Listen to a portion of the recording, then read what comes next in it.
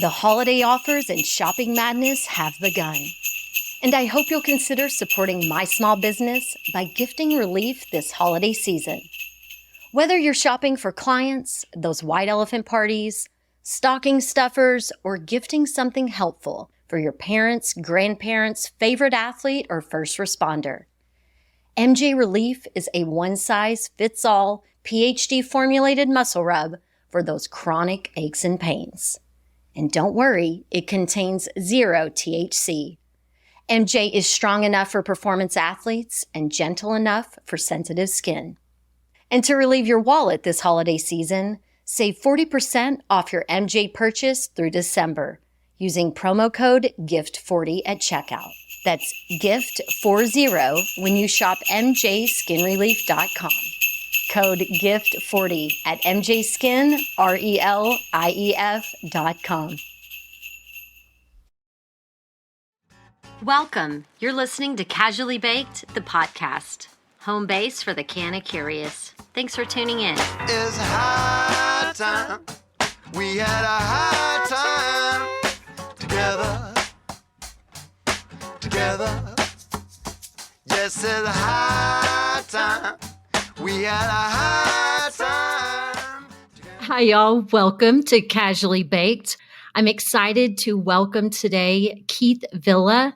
He is a PhD and a trailblazer in the rapidly growing market of non-alcoholic and non-alcoholic cannabis-infused beers as the brewmaster and co-founder of Saria Brewing Company based in Arvada, Colorado. Villa retired after 32 years at Blue Moon Brewing Company, an operating unit of Miller Coors, where he was creator and head brewmaster of Blue Moon. Saria made Colorado brewing history in 2018 by introducing the state's first THC non-alcoholic craft beer. Keith, thank you so much for taking time to join us. Well, thanks for having me, Joanna. It's my pleasure. It's interesting because we did speak right after you had launched the THC-infused non-alcoholic beer. And since then, you have taken a step back from that to just go full force into this non-alcoholic side of the business. And since this is a cannabis-infused podcast, I definitely want to touch base before we really dive in to just talk about what that was like and the decision to take a step back because, you know, with cannabis not being federally legal, it's a really challenging dance for people to come into the industry and create a business that is viable and that isn't just sucking the life out of you, because it feels like that's what happens a lot of times. So I would love for you to tell us about your experience. Sure, yeah. So, we originally got into the, I would say, cannabis-infused beer market back in 2018 in Colorado. And the launch went great. Everything went fine. And what we found out right away, though, is that there are some stumbling blocks that are in place that you have to get over. Some of the primary ones were, number one, we had to create a non-alcoholic beer. And because you cannot legally sell alcohol and cannabis in the same beverage. And so I had to create a line of non-alcoholic beers. And for your listeners, those who are really into the NA space, they're becoming more and more educated as to what non-alcoholic is, because there's a lot of people out there that are shocked when they find out there's alcohol in non-alcoholic beer. Even though a trace, less than 0.5%, some people honestly think it has 0.0, none. And that's where AF comes in. So by law, the government here in the United States, and in fact, there is a division of the government called the TTB, the Alcohol Tax and Trade Bureau. They govern everything that has alcohol in the U.S. and even will supply guidelines for non-alcoholic products. And one of their guidelines says that if there's any measurable amount of alcohol, less than 0.5%, it has to be labeled as non-alcoholic. And if there's no measurable alcohol, meaning 0.00%. They can't even detect it. Then they allow you to call it alcohol-free, AF. So what we did is we thought, okay, we're going to make sure we have alcohol-free beer so that nobody can question it, because there are some states out there who, when we got into it, they allowed cannabis infusions into non-alcoholic products, and others said, no, it's alcohol-free only that can be infused. So yeah, we took that literally to mean to us that alcohol-free was the way to go. So all our products are alcohol-free. So with that little segue, we got into it. And first thing we found out about was IRS 280E. And for your listeners, that's a big one.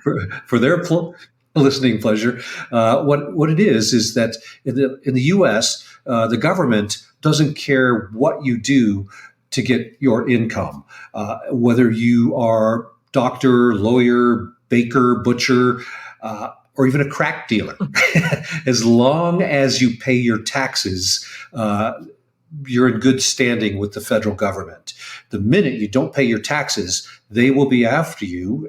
But 280E is the one that says if you deal in anything that's federally illegal, you still have to pay your taxes, but you cannot write off anything except for cost of goods sold. So the net effect that does is that it makes your effective tax rate as a business as high as about 75%. So you're paying a lot of taxes. And so highway robbery. That cascade. Oh yeah. And the feds, 280E has been just this windfall for the government to the point where they're making billions of dollars every year just because of this rule. And that's one of my pet peeves for why it's taking so long for federal legalization is they probably don't want this cash cow to go away. Anyway, exactly. So what happens is that with 280E, it cascades into the price of different cannabis goods. So as a supplier, you have to make sure you get a good profit margin on your product because you sell to a dispensary who then sells it to the public. And dispensaries, they've got to make their fair share. So the price gets marked up each time. And when you consider that 280E rears its ugly head and takes a bite out of everybody's business, it really results in high artificially pumped up prices at dispensaries. And so for us, one can of our infused beer was costing anywhere from $8 to $12, depending on the market.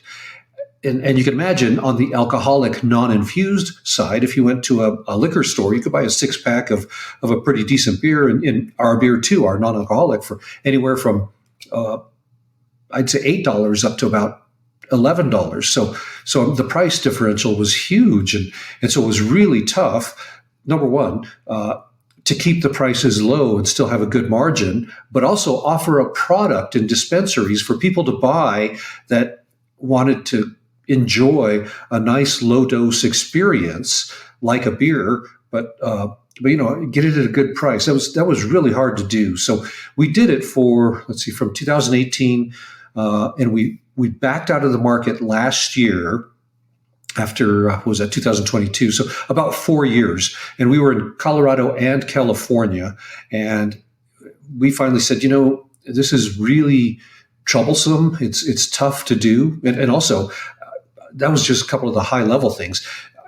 Imagine having your bank call you and say, you know what, it's better if we part ways, take your money out of here, go find another bank because you're in this cannabis space that's federally illegal. And so you've got things like that popping up. And so it just made it really tough to do business. So we backed out after 4 years and said, let's sit on the sidelines until it's federally illegal or federally legal, because we thought it would be legalized sooner because when Biden ran for president against Trump a few years back, one of the things that was mentioned was his goal to make it legal or decriminalized or rescheduled. And he finally did push the HHS to study it and see if it could be rescheduled. And they came back and said, yes, their recommendation is to reschedule it from Schedule 1 to Schedule 3. So Schedule 1, for your listeners that aren't familiar with that, Schedule 1 is a class of drugs that's considered to be highly addictive, no medical value whatsoever, things like crack, ecstasy, stuff like that. Schedule 3 are things that are medically good and studied, need a prescription, things like anabolic steroids and that type of stuff. So that's their recommendation. Yeah, well, and the DEA. Well, and just let me interject because I can't not say it. I mean, all of these politicians will run on a platform for cannabis, but they never do anything about it because they're making way too much money from the pharmaceutical industry and from a lot of the other, dare I say, alcohol industry as well. You know, I feel like there's a lot of players in the alcohol industry that are trying to make sure they get all of their ducks in a row before they themselves support the legalization of cannabis. So you're straddling a really interesting space, you know? Yeah, and when you really take a step back and look at all the lobbying and dollars that are spent on this category, it's mind-boggling. It really is. Millions and billions of dollars being spent to either push it this way or that way, and it's really, really crazy. Aside from that, it really is difficult to be in this space. It made it very difficult, but we decided to step back until federal legalization because Biden made a promise, and now that recommendation is in the hands of the DEA, the Drug Enforcement Agency, who handles scheduling of drugs, and so anything is possible. So meanwhile, us as a supplier, we're out for now, decided to sit on the sidelines and see what happens. And, if it becomes legal, we can jump right back in at the flip of a switch because we have the technology, we have the branding, we know what to do to get right in. And we have products. We can make alcohol-free beer.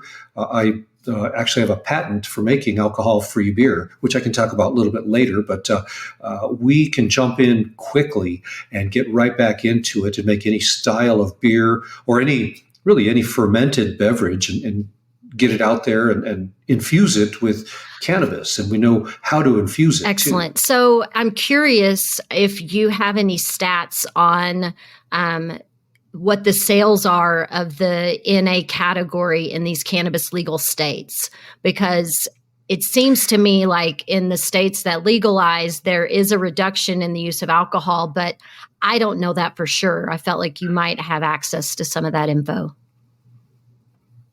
There's still not enough data out there to say conclusively that people are giving up alcohol for cannabis, but you can observe that quite a bit in the states where it is legal. And you can also observe sales figures for non-alcoholic beer. And what you find out is that in general, the alcohol category is declining. And one of the very few bright spots in I would say the alcohol beverage category is the non-alcoholic segment. Non-alcoholic segment, which includes alcohol-free, that segment is growing to the tune of, in 2022, it was roughly 25% growth. And in 2023, it's shaping up to be closer to about 30 to 35% growth. So it's a healthy growth in the NA category. And so we can kind of say that, well, cannabis is growing, non-alcoholic beer is growing, alcoholic beverages are declining, so maybe people are giving up alcohol. And we also have studies showing that quite a few people, especially Gen Z and millennials, are really coming back and saying, you know what? Cannabis is healthier than alcohol, and mainly because they've seen podcasts and read articles saying that alcohol is bad. Even one drink of alcohol is bad. There's those articles out there, and others saying if you keep drinking, eventually your liver will give out. Your body will just start to become more and more unhealthy. You'll become sicker and sicker. And it scares a lot of people to the point where they're giving up alcohol and moving to something that they think is a little bit more safer on their bodies when they want to relax for a weekend. Yeah. So you're seeing a big shift. I don't know that I would say that I think they're diving in and doing a bunch of research and reading these things, but I definitely believe they are experiencing these things at a younger age and coming to conclusions, looking at the generations ahead of them, coming to some healthier conclusions.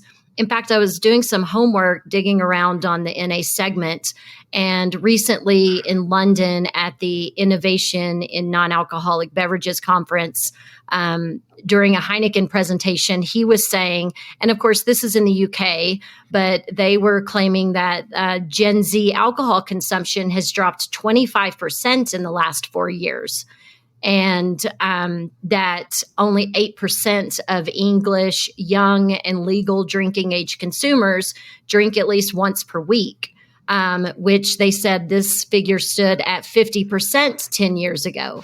So, the more information that is available, when you know better, you do better. And it does seem that the Gen Z crowd is smartening up faster than the rest of us did.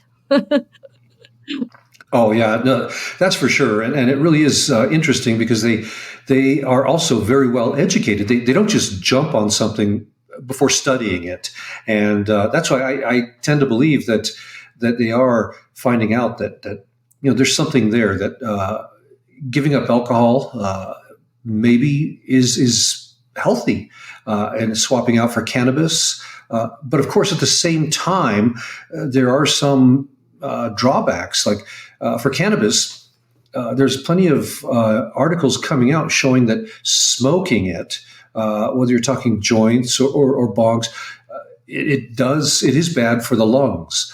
And I think we're seeing more and more studies say that. But consuming cannabis in the form of edibles, drinkables, and that type, so far, I haven't seen anything saying that that's negative, but definitely smoking it. And then, of course, vaping is kind of like smoking, a little cleaner, but still hard on the lungs. And so, I'm going to disagree with you in that, like, I would smoke flower all day long versus vaping flower and vaping a concentrate.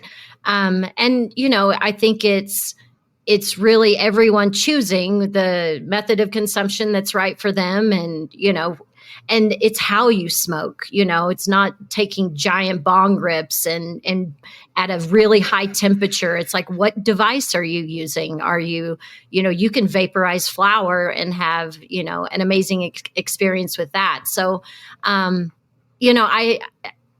just encourage everyone to just make your own decisions and not putting a lot of weight in studies that unless you're following the money and you know who paid for the study and where it came from and how many people participated in it, because we can make a graph and information read however we want it to, really. And correlation doesn't always mean causation. And I am somebody who will take breaks from smoking, but, when you have anxiety issues or you need some sort of instant relief, I don't know a better form of consumption in that moment than inhaling it. And I've heard some doctors talk about that too, that, that ingesting it through the lungs gives you that instant thing that you need, and that's okay. It does go into the blood system very, very quickly when you inhale it. So that is fast for sure. Yeah. And you're right. With statistics, you can say almost anything, pro or con, to support an argument. So you do have to watch out as to who funded what study. And the studies I've read have, for the most part, been neutral. Generally, it's NIH funded, and even NIH. Sometimes you have to question, what was their motive here? Because when I look at cannabis studies out of the UK and alcohol studies, sometimes I'm thinking, how did they get this study done? Where there's some that say that even one alcoholic beverage per person per day is way too much. And they say no alcohol is the best. But at the same time, you find other studies that are, again, neutral, and they say alcohol in moderation is healthy, and cannabis in moderation is not as bad as everybody says. So yeah, you do have to be very careful. And I think your listeners, for the most part, I think your listeners really are smart and know that because after you're listening to your podcast, I think they've got a pretty good grasp on what to do to stay healthy, even though you never make medical claims or anything. Keith, let's talk about making alcohol-free beer that people really want to drink. Because yes, Gen Z who's choosing non-alcoholic or alcohol-free over consuming, they don't have 30 years history of drinking their favorite beers. So, when it comes to beer and making really excellent craft beer, that taste is king. How are you bringing that full flavor into these alcohol-free beverages? Okay, yeah, that's we'll do that. I'll preface that by saying there are more studies popping up, and again, these are studies that are scientific and very rigorous, showing that non-alcoholic beer becomes a food product because when you remove that alcohol, you remove the protective barrier to keep pathogens from growing. Pathogens are those microorganisms that can make you sick, or even they can kill people too. Things like E. coli, listeria, botulism, those type of things can grow in non-alcoholic beer. So all non-alcoholic beer should be pasteurized to protect drinkers. So what goes into it, so that's the last step. We'll work backwards now. To make a decent non-alcoholic beer, you can do it in a couple of different ways. One is you can make fully alcoholic beer and then remove the alcohol using two methods. One is you can use membranes to filter out the alcohol, and that's what quite a few brewers do, and it results in pretty decent tasting non-alcoholic beer. With those filters, you remove most of the alcohol down to less than 0.5%. So that's one way. The other way is you can use vacuum distillation, where you use heat under a vacuum to remove the alcohol. And by that, when you fully ferment a beer, it'll be about, it could be 6 or 7% alcohol, ABV, alcohol by volume. And when you heat it up normally, what happens is you have to heat up beer or wine, whatever you want to de-alcoholize if you're using heat.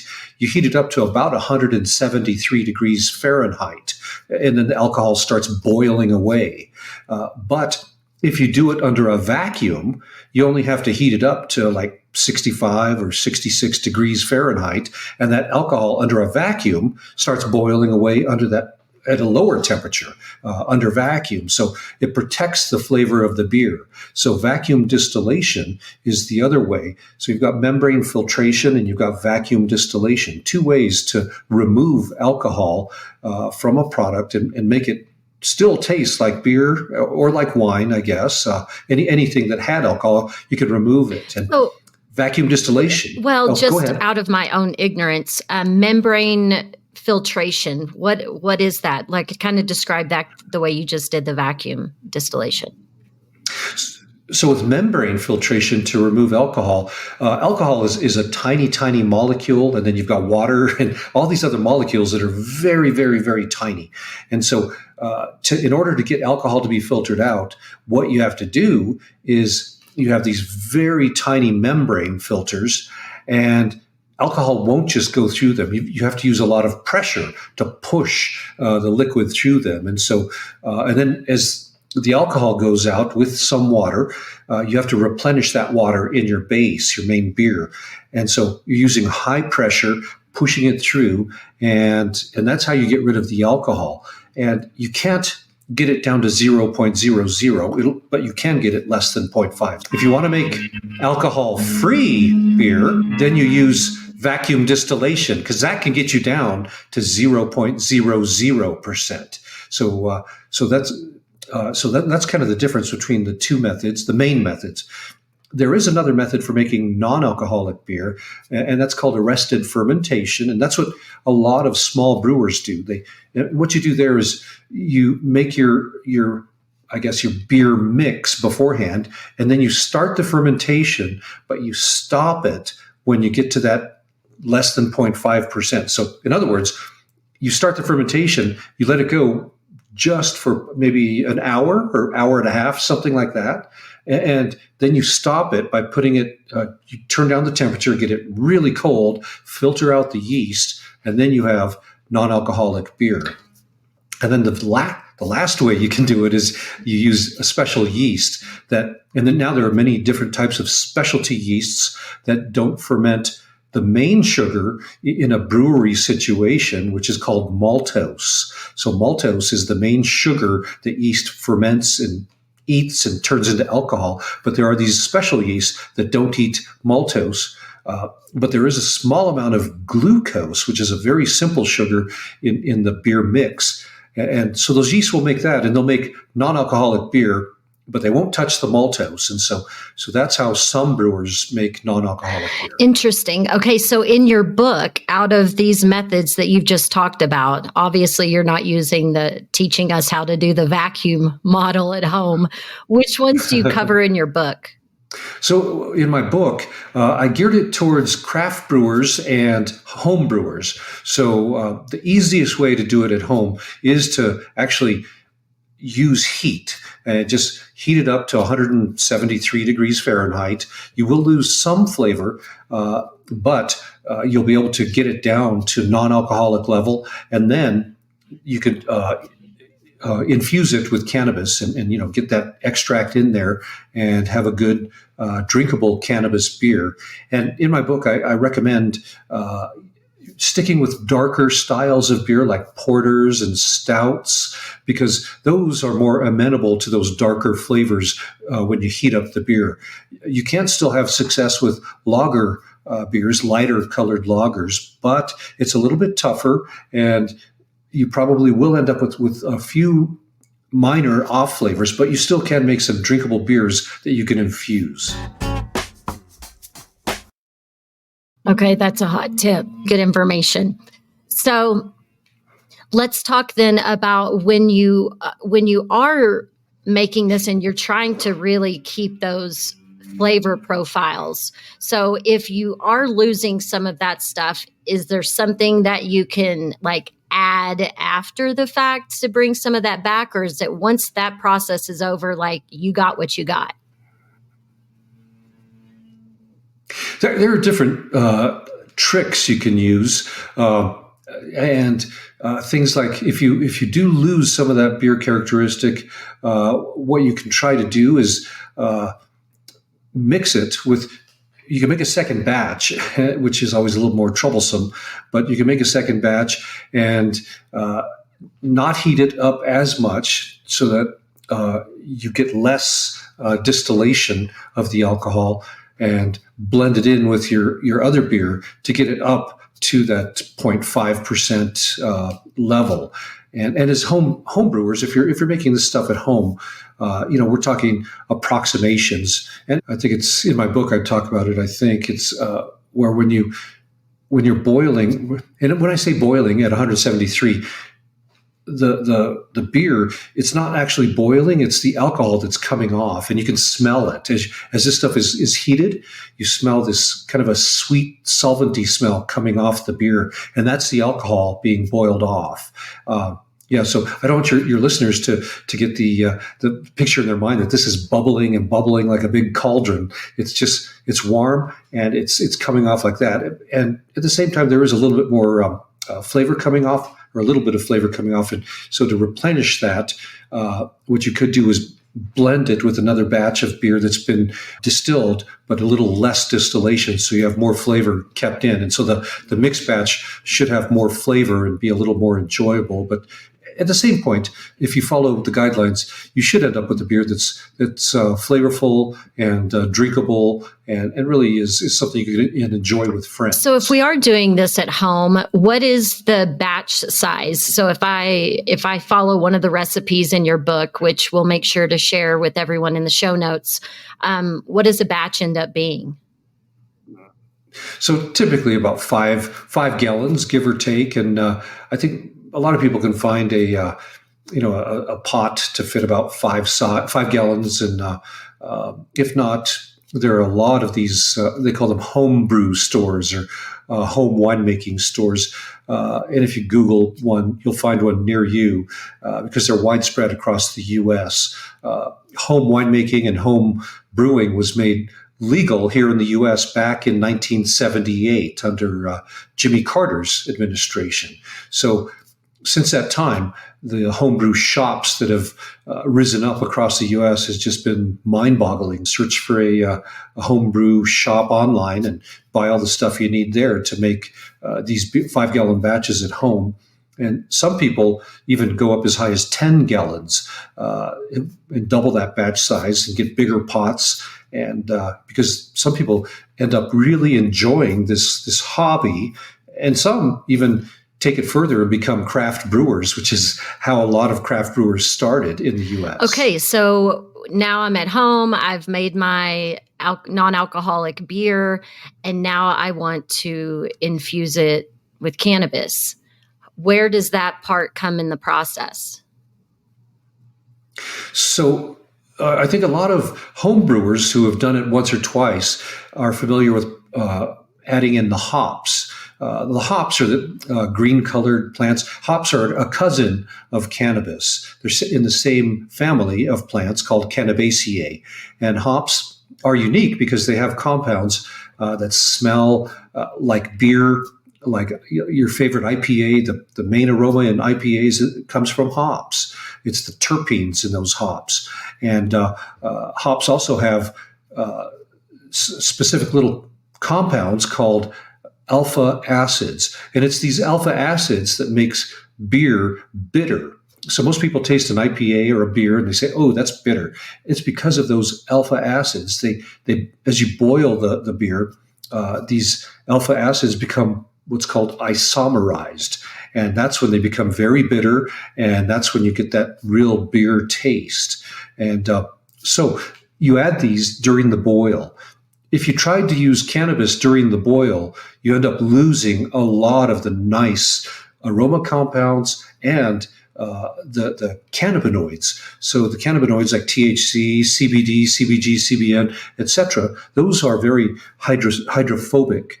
And so they'll tend to stick to the sides of the pot during the boil, and you'll lose approximately 70% of them. So if you made a 5-gallon batch and used maybe an ounce of your favorite bud, an ounce is going to be expensive, and to lose 70% of that in the kettle, that's no fun. So what you do is you extract it and add it towards the end of the process. After the beer has been completely done and you've taken out the alcohol, that's when you put in the extract. And it's pretty simple to make just an alcoholic extract of cannabis. And in my book, I covered that. You first kind of soak it in water to get rid of the chlorophyll and the waxes.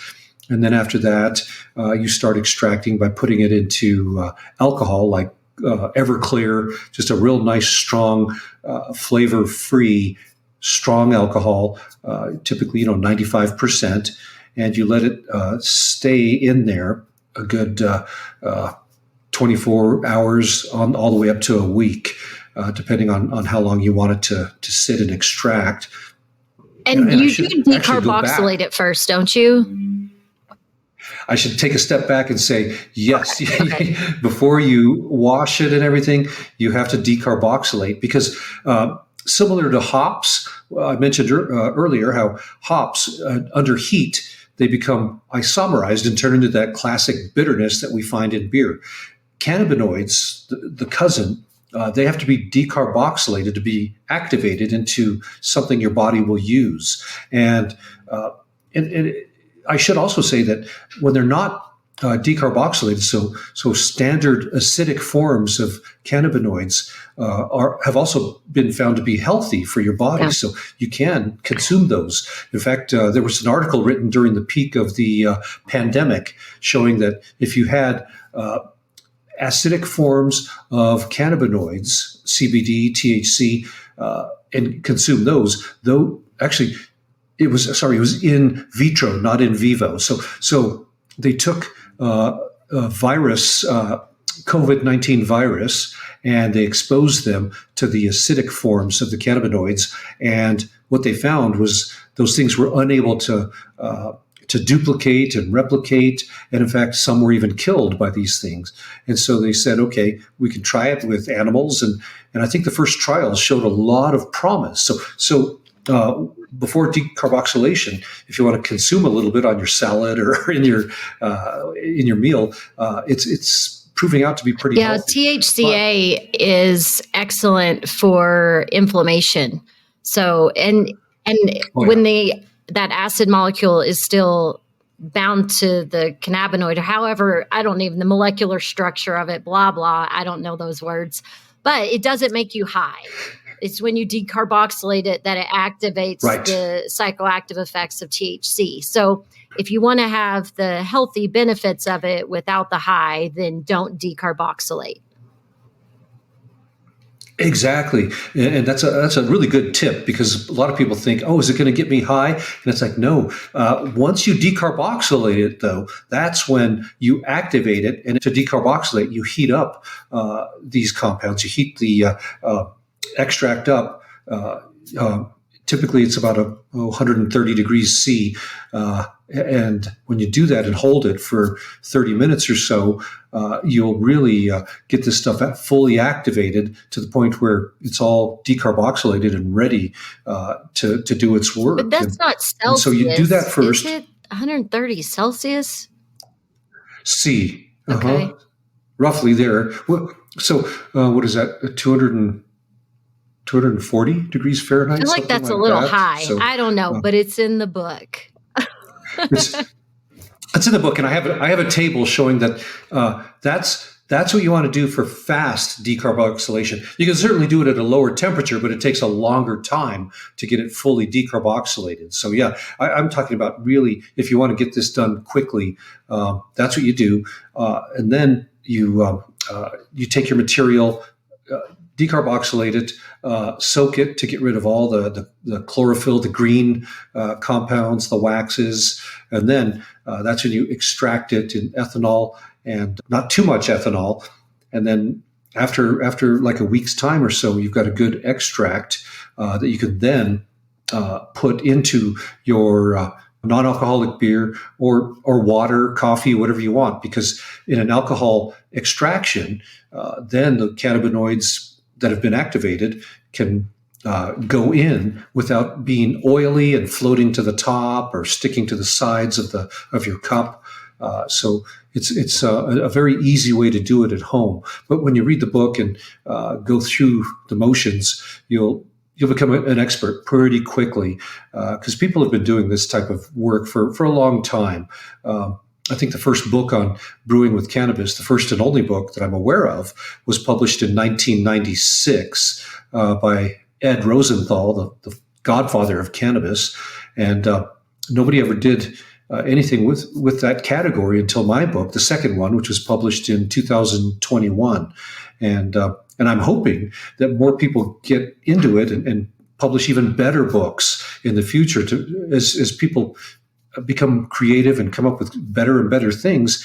Maybe someone will come up with a really good self-emulsifying way to do it, so that you don't, all you do is you take your cannabis, you clean it up, you oil treat it, use a self-emulsifier, and you've got something ready to add right away to anything, to water, to beer, to anything. So there's so many studies being done to perfect and make easier the extraction and emulsification of cannabinoids. And in just a couple of years' time, it's going to be a whole new world. For sure. I mean, things are changing so quickly now. And, the non-alcoholic beverage category in general, people are really looking to these beverages for function. So immunity boosting, relaxation, energy boosting. I feel like the next step is going to be taking the non-alcoholic beers and how do we, cross-pollinate into some sort of function. So that, and along with being able to create your own functional beverage by choosing the cultivar, like which cannabis flower are you growing and then putting in your beverage.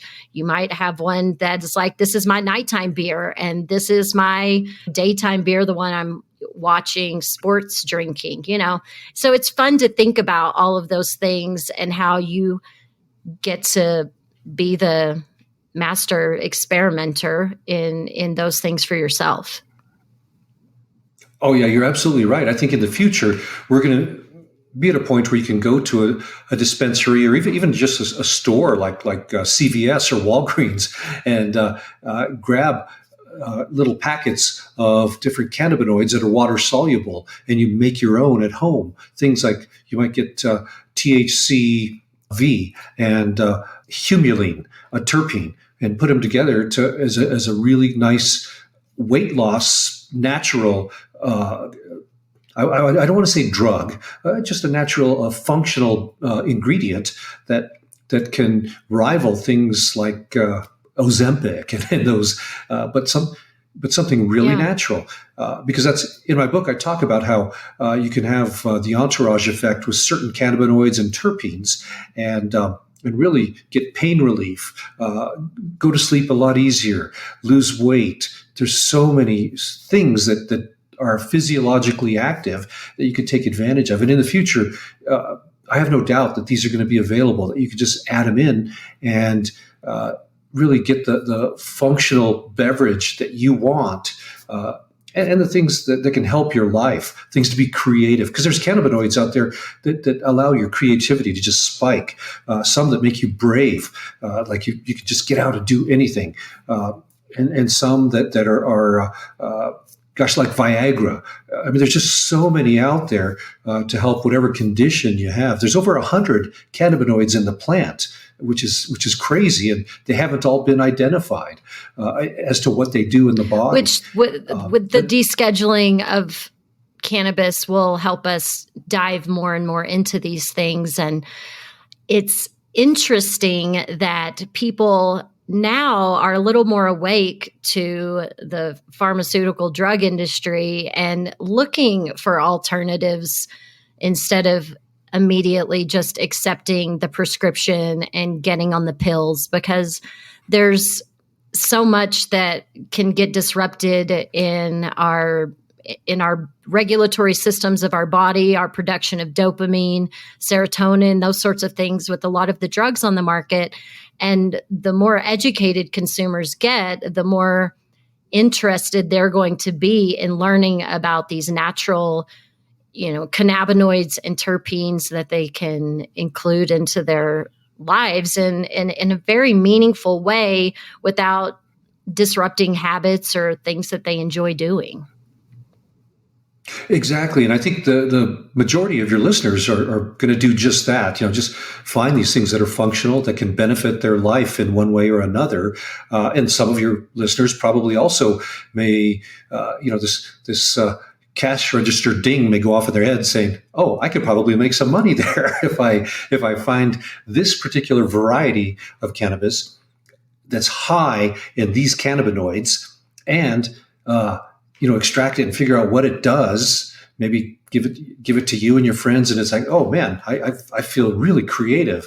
And then maybe even apply for a patent on saying, you know what, if you extract that variety that's really rich in this particular cannabinoid, it results in courage you can do whatever you want. Well, and of course, we're all genetic snowflakes. So something that makes you feel one way will not necessarily make me feel the same. But I appreciate the enthusiasm, Keith. Well, where I'm going with that is when you alluded earlier that it's going to be descheduled, universities, big pharma are going to jump on it. identify these cannabinoids, what they do in the body, patent them, and try to make money off it. And who knows, maybe one of your listeners may beat them to the punch and say, sorry, I already have a patent, a general patent saying if you take cannabinoid X and put it in, you get courageous. And speaking of patents, and say, I want to know about yours. So yeah, we have. I got to work trying to figure out how to make beer with no alcohol and using regular equipment you find in a brewery. And because right now we use our patented method, but we did use vacuum distillation. And vacuum distillation is good, but it's very expensive. And when I talked earlier about 280E and how it just really chops into your profit margin, now imagine on top of that having a piece of equipment that costs upwards of $1 million and you're trying to pay that off, and at the same time trying to make money. It's like your margin gets even smaller when you have an expensive piece of equipment. And so I got to work in my pilot brewery and figured out a way to make non-alcoholic and alcohol-free beer in the brewery, again, using just standard brewing equipment, and got a patent in record time because it's kind of a radical way of doing it. And so we were able to sell our distillation unit and focus just on this. And so it's a nice, easy way to make alcohol-free and non-alcoholic beer rapidly, and you can end up with good tasting beer that smells like beer, tastes like beer, has the body, the head of beer. So in a glass, it looks like beer, it smells and tastes like beer. And you don't have to pay a fortune for the equipment to remove alcohol. So that's what we did. And like I said, our patent lawyer, she filed the patent and everything and said that she said it was like a record time for her that the patent examiners got back so quick. I think it's still quick. It was like 8 months or 9 months, something like that. She said the process typically takes like 1.5 to 2 years. So they cleared it through very quickly. So I lucked out in coming up with something pretty radical. And right on. And then I've got a couple other patents that are pending. So, in fact, right behind me. I'll go this way. That right there. It's like I feel like the weather. Yeah, person. no, it's hard, isn't it? That's the patent for. Yeah. Now you know what they go through. So that right there is the patent that was issued to me. That and I conveyed it to Saria, so that it actually is the property of Saria now. But that's the patent for making alcohol-free beer using this new method. Very cool. So it's it's a lot of fun to get a patent, and because there's all this stuff you have to go through, and when you get a patent, you get the certificate and all that from the government, and you could actually say you're an inventor. Well, there you go. If people want to learn to brew with cannabis, like you, I'm holding up the cover for your book. This is written for professional craft brewers, home brewers, or curious cannabis enthusiasts. Brewing with cannabis using THC and CBD in beer dives into the legal history of cannabis, explores the biology of the plant and its similarities to hops, and provides you with tips for growing cannabis and brewing at home, along with fun beer and seltzer recipes to try. So thank you so much, Keith, for creating this and giving people a guide. And I have to say, your co-founder snuck me a little code that I could share with my listeners.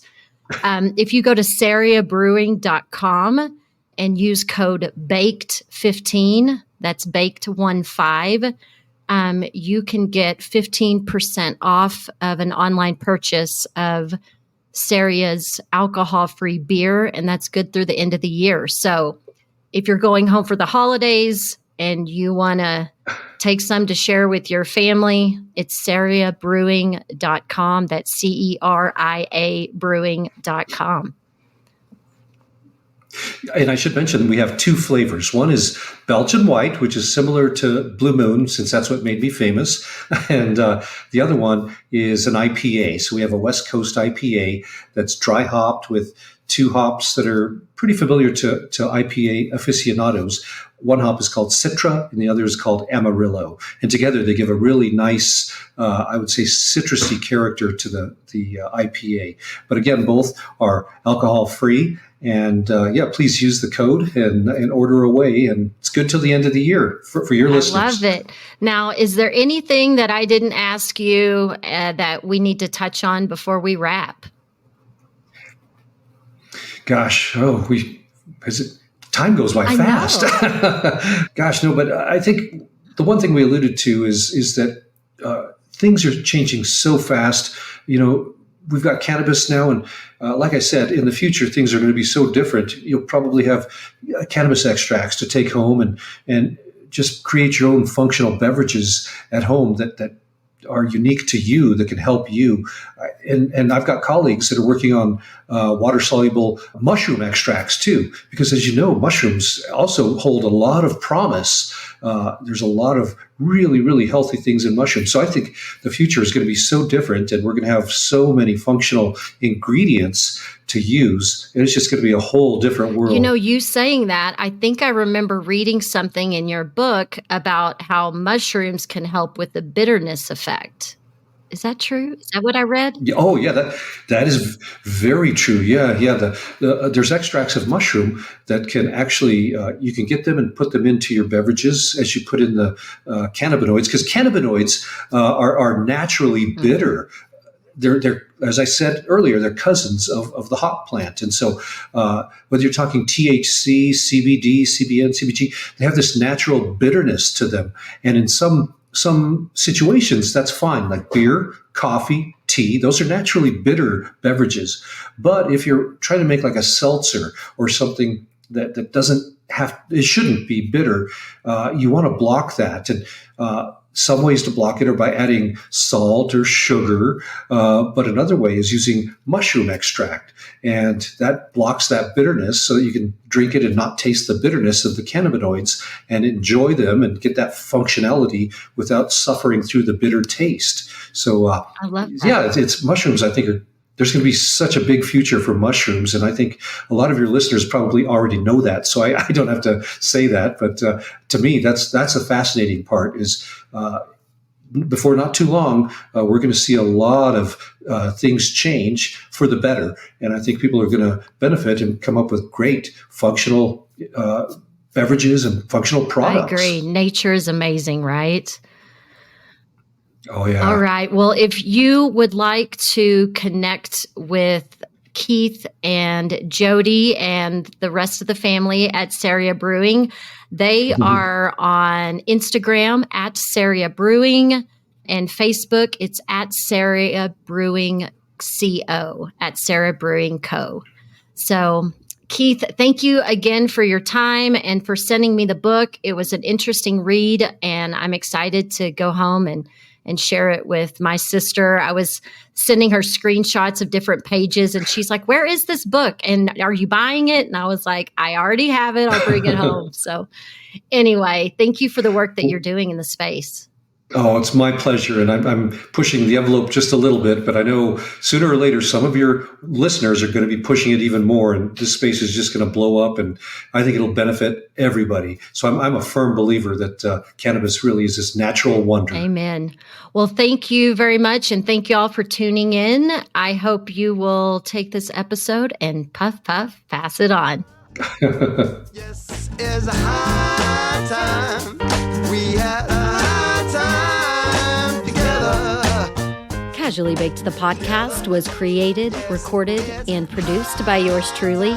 Editing and sound design are in the capable hands of Jamie Humiston at PodConnects. The podcast theme music is by my highly talented friend Seth Walker. If you aren't familiar with Seth's music, you can find High Time on his album Gotta Get Back, wherever you're buying your music these days. I know he didn't create High Time for me, but it sure as shit sounds like he did, right? I hope you'll tune in next time. Thanks for hanging out. Thanks for listening to today's show. To check out more great cannabis podcasts, go to podconnects.com. Here's a preview of one of our other shows. Hey guys, Montal here, inviting you to check out my podcast, Let's Be Blunt with Montal, where we have candid conversations about everything cannabis. We have over 250 episodes in our library, and a new show drops every single Thursday. So be sure to subscribe, and if you like what you hear, make sure you leave us a review.